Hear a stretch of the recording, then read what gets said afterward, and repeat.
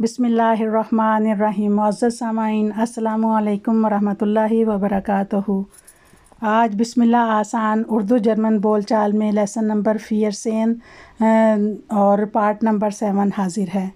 اس سبق میں ہم پریپوزیشنن پڑھیں گے۔ پریپوزیشنن کو انگلش میں پریپوزیشن کہتے ہیں اور اس کی 3 قسمیں ہیں۔ کچھ جو ہیں وہ اکوزیٹو پریپوزیشن ہوتی ہیں، کچھ ڈاٹیو پریپوزیشن ہوتی ہیں اور کچھ دونوں مکس ہوتی ہیں۔ تو آج ہم پڑھیں گے پریپوزیشنن وتھ ڈاٹیو۔ پریپوزیشن ہے کیا؟ تو یہ وہ حروف ہیں، چھوٹے چھوٹے حروف ہیں جو جملے کو مکمل کرنے کے کام آتے ہیں۔ حرف جار اس کو کہتے ہیں۔ حرف جار کو پریپوزیشنن کہتے ہیں۔ یہ چھوٹے چھوٹے حروف اکیلے اپنا مطلب واضح نہیں کرتے، لیکن اتنے طاقتور ہیں کہ اس کے بغیر جملہ جو ہے وہ مکمل نہیں ہوتا۔ اردو میں یہ اس کو نے، کو، پر تک کہتے ہیں، جبکہ ڈوئچ میں یہ ہیں فون، سو، زائٹ، آب، آؤس۔ پریپوزیشنن بہت سی ہیں، کچھ اکوزیٹو زیڈ سے میں استعمال ہوتی ہیں، کچھ ڈاٹیو زیڈ سے میں اور کچھ دونوں میں استعمال ہوتی ہیں۔ اکوزیٹو پریپوزیشنن ہم پہلے پڑھ چکے ہیں، آج ہم ڈاٹیو پریپوزیشنن پڑھیں گے۔ ڈاٹیو پریپوزیشنن کیا ہیں، کون کون سی ہیں؟ یہ خاص طور پر 9 ہیں، آپ اس کو زبانی یاد کر لیجئے۔ یہ کچھ اس طرح ہیں: فون، سو، زائٹ، ناخ، آب، آؤس، مٹ، بائی اور گیگنیوبر۔ اب ہم باری باری سب کے جملے بناتے ہیں اور بتاتے ہیں آپ کو۔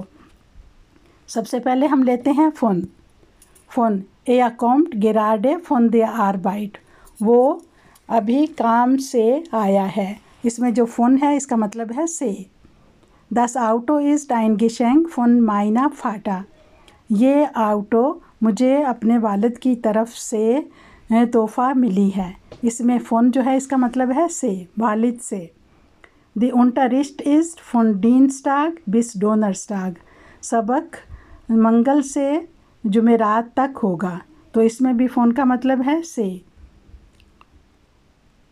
ہاس ٹو فون شیف ایٹ واز گیہورٹ، کیا آپ نے شیف سے کچھ سنا ہے، باس سے کچھ سنا ہے؟ تو یہاں پہ فون کے بجائے فوم استعمال ہوا ہے، تو یہ فوم جو ہے یہ 2 حروف کا مرکب ہے، فون پلس دیم۔ شیف جو ہوتا ہے وہ مسکولین ہوتا ہے، اس وجہ سے یہ آئے گا فون دیم، تو فون دیم مکس ہو کے فوم ہوتا ہے۔ تو جملہ بنے گا ہاس ٹو فون شیف ایٹ واز گیہورٹ، کیا تم نے شیف سے یا باس سے کچھ سنا ہے؟ اچھا، اب ہے سو۔ انا فیئٹ آم زامسٹاگ سو ایرن ایلٹرن، انا ہفتے کے دن اپنے والدین کی طرف جائے گی، سو کا مطلب ہے کی طرف، ٹھیک ہے۔ ایرن ایلٹرن آیا ہے، تو یہ ڈاٹیو میں، چونکہ یہ سو ڈاٹیو پریپوزیشن ہے اس لیے اس کے ساتھ ایرن ایلٹرن آیا ہے۔ اے گیٹ سور شولے، جیسا کہ میں نے بتایا ہے کہ بعض جو پریپوزیشنن ہوتی ہیں یہ مرکب ہوتی ہیں، تو یہ سر جو ہے یہ سو اور دیا کا مرکب ہے۔ شولے چونکہ دی شولے ہوتا ہے تو ڈاٹی میں یہ دیا میں بدل جاتا ہے، تو اس لیے سو پلس دیا مل کر سر بناتے ہیں۔ تو یہ جملہ بنے گا اے گیٹ سر شولے، وہ اسکول کی طرف گئی، ٹھیک ہے، سوری وہ اسکول کی طرف گیا، ایا ہے تو یہ مسکولین ہے تو وہ اسکول کی طرف گیا۔ اب اسی طرح یہ جملہ دیکھتے ہیں، ہوئٹے گے اش سم آسٹ، آج میں ڈاکٹر کے پاس جاؤں گا، تو سو بعض دفعہ طرف کو بھی شو کرتا ہے، تو یہاں پہ سم آیا ہے، تو سم بھی 2 حروف کا مرکب ہے، سو پلس دیم۔ تو یہاں پہ دیم کیوں آیا ہے؟ کیونکہ دیا آسٹ ہوتا ہے، یہ مسکولین ہے، تو اس کی وجہ سے یہاں پہ ڈاٹیو دیم آئے گا، سو دیم مل کر سم بناتے ہیں، ٹھیک ہے۔ اب ہم جملہ دیکھتے ہیں زائٹ کا۔ زائٹ زائٹ einem Monat lerne ich Deutsch، میں 1 مہینے سے ڈوئچ سیکھ رہی ہوں۔ زائٹ کا کہتے ہیں وقت، ٹائم پیریڈ کو معین کرنے کو زائٹ کہتے ہیں، جیسے کہ ہم سنس کہتے ہیں، انگلش میں سنس کہتے ہیں، تو ڈوئچ میں کہتے ہیں زائٹ۔ 1 مہینے سے میں ڈوئچ سیکھ رہا ہوں یا رہی ہوں۔ اسی طرح اب یہ جملہ ہے ich lebe in Deutschland seit 10 Jahren، میں ڈوئچ لینڈ میں 10 سال سے رہ رہا ہوں۔ تو ich lebe کا مطلب ہے رہنا، ڈوئچ لینڈ seit 10 Jahren یعنی کہ 10 سال سے، تو seit کا جملہ اس طرح بنے گا۔ اب اس کے بعد ہے wir sind seit 40 Jahren verheiratet، ہم 40 سال سے شادی شدہ ہیں۔ تو seit یعنی وقت کو معین کرنے کے لیے seit کا لفظ آتا ہے۔ امید ہے آپ کو اس کی سمجھ آ گئی ہوگی۔ اب ہم دیکھتے ہیں nach۔ Der Unterricht beginnt Viertel nach 7۔ nach کا مطلب ہے بعد یا طرف، تو کہتا ہے کہ سبق 7:15 بجے شروع ہوگا۔ فیتل کہتے ہیں سوا کو، 15 منٹ کو فیتل کہتے ہیں۔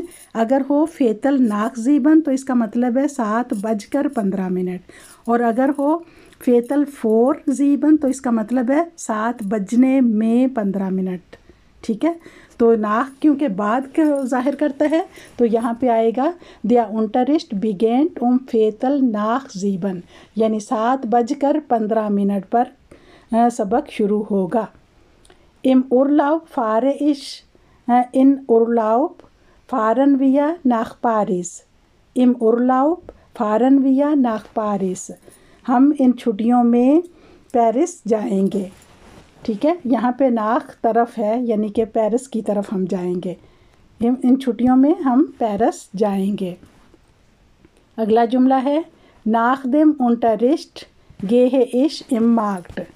nach dem Unterricht سبق کے بعد میں مارکیٹ جاؤں گا، سبق کے بعد میں مارکیٹ جاؤں گا۔ تو nach dem Unterricht سبق کے بعد gehe ich im Markt۔ اب nach dem آیا ہے تو Unterricht کیونکہ der Unterricht ہوتا ہے اس لیے nach dem Unterricht یہ ڈاٹیو ہے، تو ڈاٹیو dem جو ہے وہ ڈاٹیو ہے۔ nach dem Unterricht gehe ich im Markt۔ ٹھیک ہے، اب ہم آپ کا جملہ بناتے ہیں۔ آپ کا مطلب ہے شروع، یہاں سے یعنی کہ du kannst ab Montag weiter lernen، تم پیر والے دن، سوموار والے دن سے دوبارہ کام سیکھ سکتے ہو، تم پیر والے دن سے دوبارہ کام سیکھ سکتے ہو۔ du kannst ab Montag weiter lernen۔ ٹھیک ہے، اب اس کے بعد ہے اب nächste Woche habe ich frei، اگلے ہفتے سے میں فری ہوں۔ اب nächste Woche، اب Woche der Woche ہوتا ہے، die Woche ہوتا ہے، تو یہاں پہ er کا اضافہ ہوگا۔ اب nächster Woche habe ich frei، جو ڈاٹیو ہے اس میں فیمینین کے لیے er کا اضافہ ہوتا ہے، اس لیے next جو ہے وہ nächster ہو گیا ہے۔ اب nächste Woche، اب nächste Woche habe ich frei، اگلے ہفتے میں فری ہوں۔ Sie fährt ab Frankfurt nach Berlin، وہ فرانکفرٹ سے برلین کی طرف گیا۔ Sie fährt ab Frankfurt nach Berlin، اب یہاں پہ کوئی ڈاٹیو کا لفظ استعمال نہیں ہوا، کیونکہ جب ہم نام استعمال کرتے ہیں تو اس کے ساتھ کوئی آرٹیکل نہیں آتا، جب آرٹیکل نہیں آتا تو der die das نہیں آتا، اور کوئی dem den وغیرہ کا اضافہ بھی نہیں ہوتا۔ اچھا، اب aus کا جملہ بناتے ہیں۔ ich komme gerade aus der Schweiz، میں ابھی شوائس سے آیا ہوں۔ ٹھیک ہے، تو aus کہتے ہیں میں سے یعنی کہیں سے آنا۔